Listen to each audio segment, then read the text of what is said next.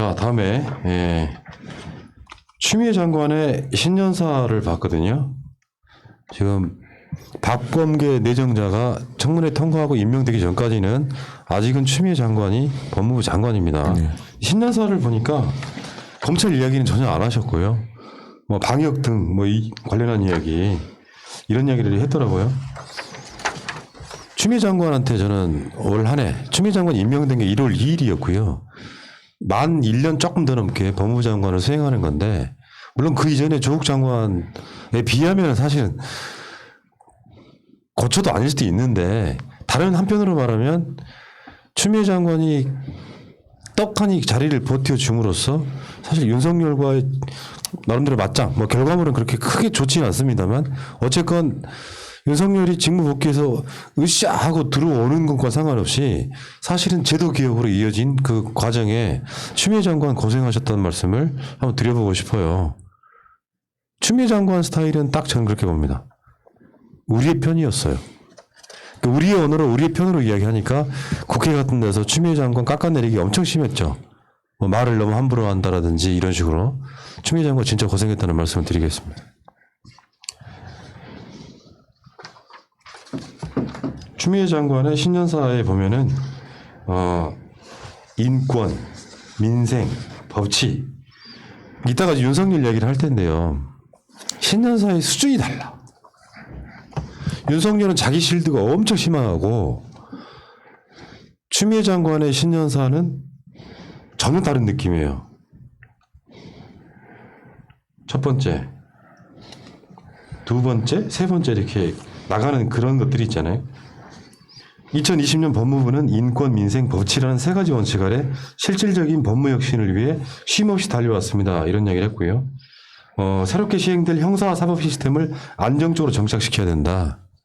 예전에는 법무부가 검찰에 의해서 통제됐던 그런 기관인데 추미애 장관 이후에 법무부는 사실상 검찰을 통제하는 시스템으로 바뀌었다는 가장 큰 의미가 있습니다.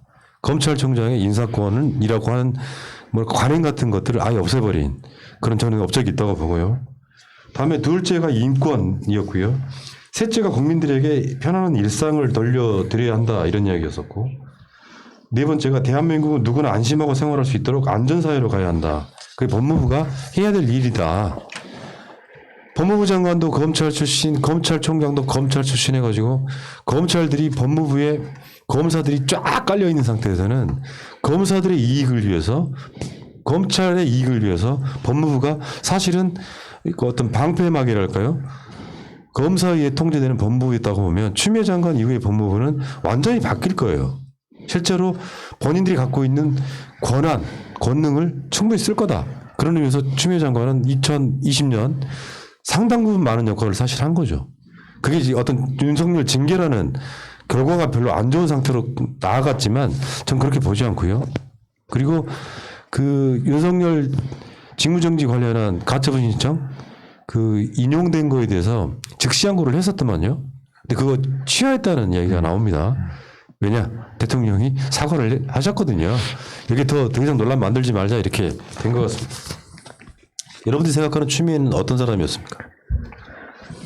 자고 오면 하지 않는 그런 모습들 때문에 많은 분들이 지지를 했고 그리고 우리에겐 추미애 장관님이 있으니까 정말 믿을 수 있겠구나 라고 다른 생각을 안 했던 것 같습니다. 고생하셨습니다.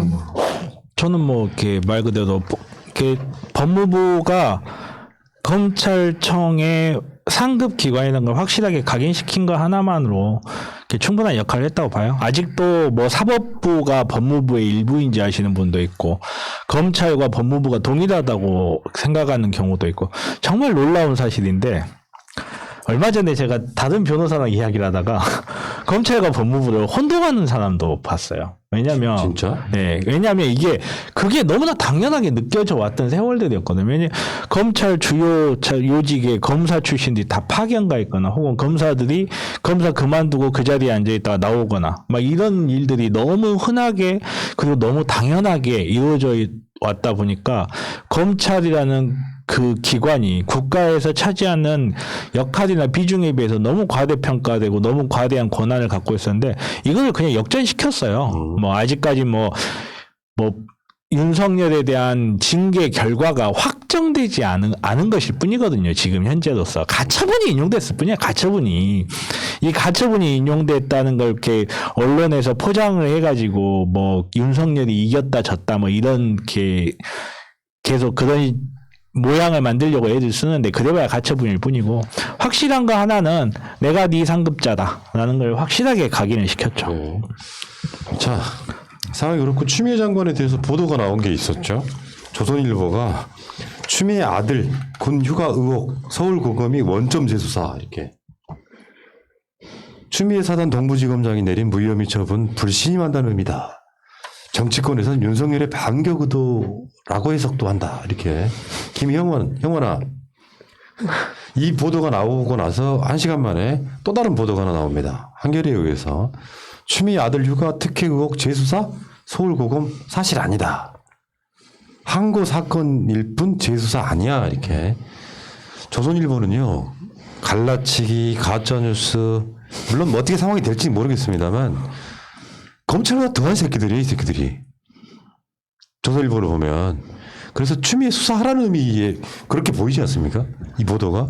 그러니까 언론이 검찰한테가 수사 지시를 하는 거꾸로 된 것 같아요. 그 우리나라 저번에도 느끼지만 우리나라 검찰부가 있고 우리는 사법부에서 사법부, 입법부, 행정부, 검찰부 다음에 또 언론부가 있다는 느낌이 듭니다. 이제 언론 개혁도 올해부터는 좀 더 그 징벌적으로 배상도 해야 되고 이런 거에 대한 철저하게 좀 독일이나 그런 나라 같죠. 그 이렇게 SNS나 뭐 소셜 미디어나 유튜브에서도 쓰고 또 언론 같은 경우에도 이런 것에 대해서 좀 과징금이 많이 나가면 이러지는 않을까라는 생각이 들거든요.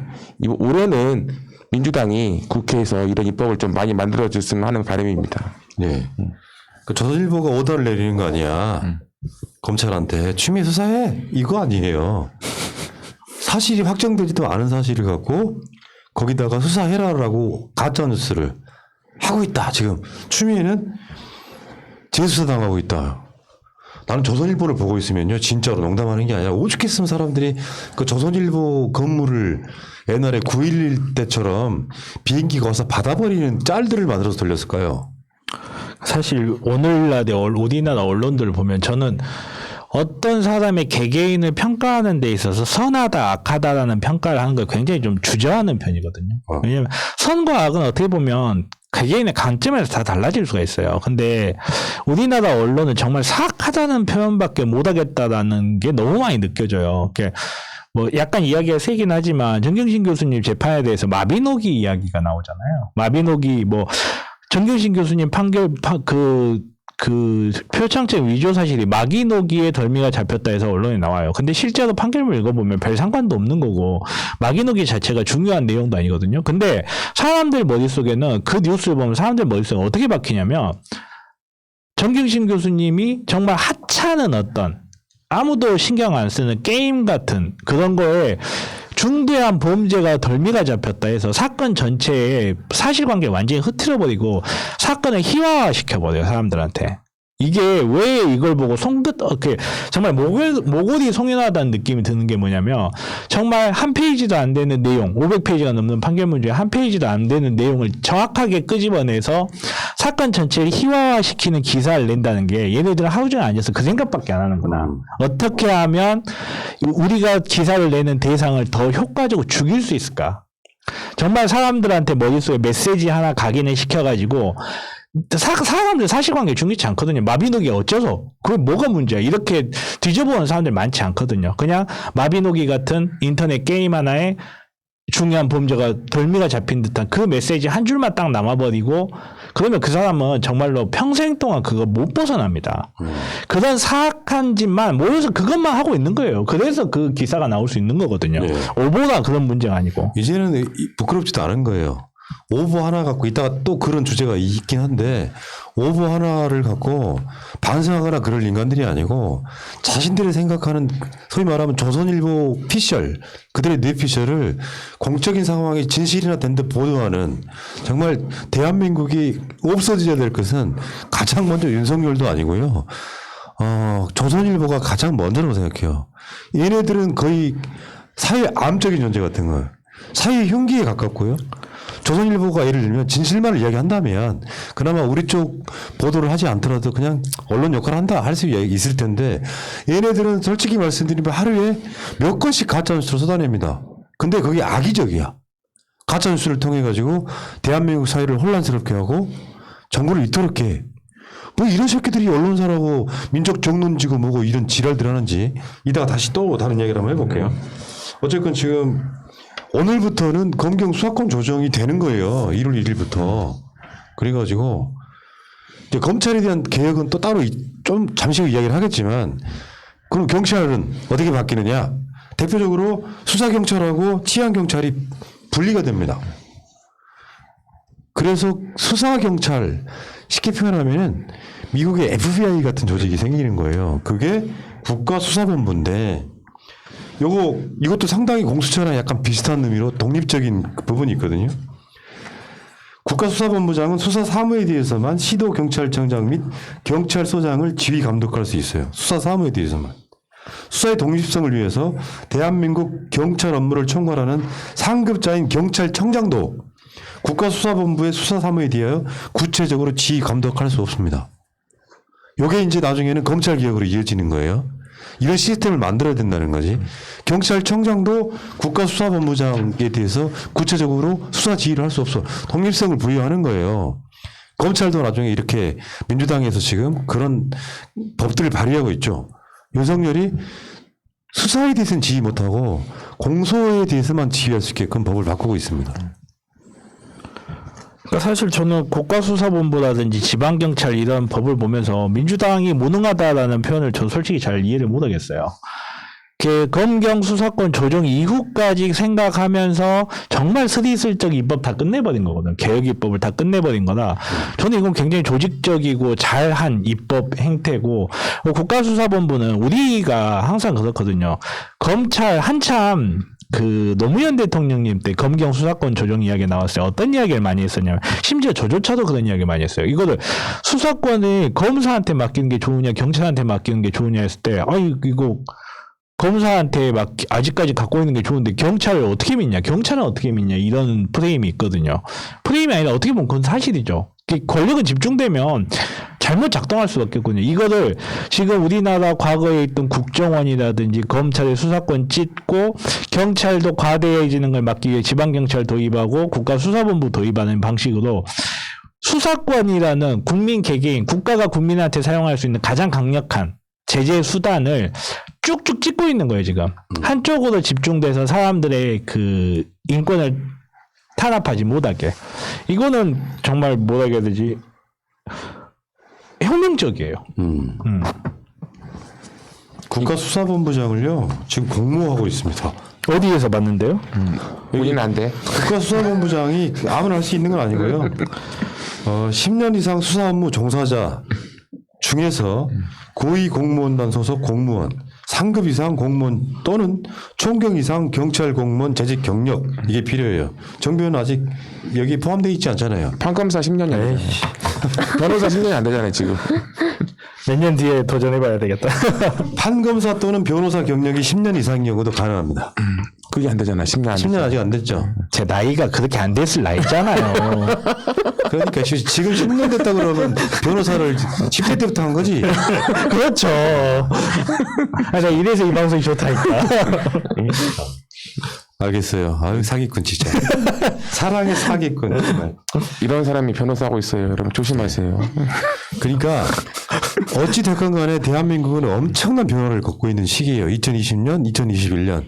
코로나로만 상징되지만 검경 수사권 조정은요. 수십 년 동안의 경찰과 검찰의 갈등이었었거든요.